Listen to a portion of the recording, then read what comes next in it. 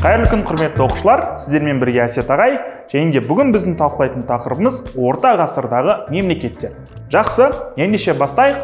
Біз білеміз, ұбт басталған кездегі ең бірінші тақырыптардың бірі осы орта ғасыр. Және де біздің көп оқушыларымыз осы орта ғасырларға келгенде кім қайдан шықты, қай мемлекетпен байланысты деген сұрақтармен көп басын ауыртады. Ендеше қарайық. Бізде орта ғасыр тек қана осы үш бөліктен тұрады. Яғни біз айтсақ болады, үш қорап деп айтсақ болады.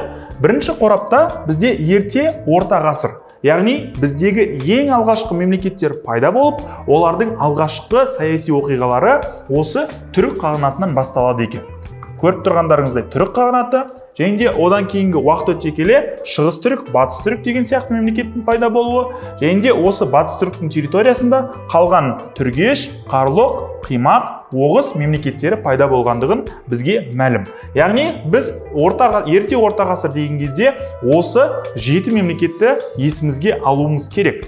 Яғни бұл бізде 6-шы және де 9-шы ғасыр аралықтарындағы мемлекеттер. Келесі, осы мемлекеттердің ізін жалғастыратын, және де осы мемлекеттерді қосып, 7 мемлекетті біріктіріп, осындай 6 мемлекет пайда болады екен. Ол бізде келесі кезең дамыған орта ғасыр. Дамыған орта ғасырда бізде 3 маңызды мемлекет, ол бізде Қарахан, Қыпшақ және де Қарақтай мемлекеттері. Бұл бізде 3 мемлекет жалпы Қазақстан территориясын толықтай қамтып, сол уақыттағы ең мықты державаларға айналған болатын.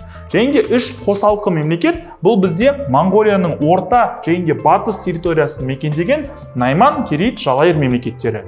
Бұлар Моңғолия территориясына орналасқандығына қарамастан, бұлар түркі мемлекеті болып есептеледі. Және де осы оқиғаны тамамдап, ары қарай өтетін болсақ, бұл жақта бізде кейінгі орта ғасыр мемлекеттері, бізде естеріңізде болатын болса, осы мемлекеттердің өмір сүруін тоқтатып, ары қарай тарихты жалғастырған ең біріншіден ол бізде Шыңғысхан болатын.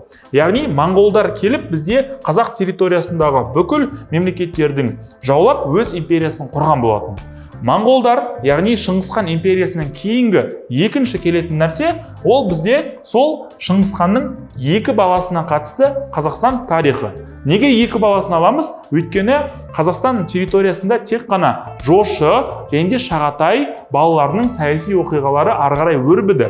Ал Үгедей және де Төле балаларының территориясында біздің Қазақстан территориясына кірмеді.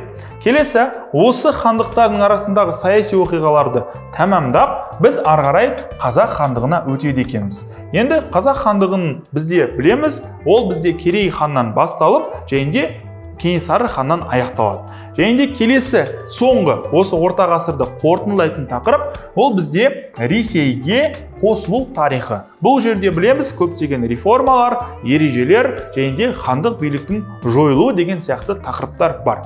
Егер де осы қысқа сабақ сіздерге түсінікті болса, әрі қызықты болса, біздің YouTube арнаға тіркелуді ұмытпа. Қош, сау бол.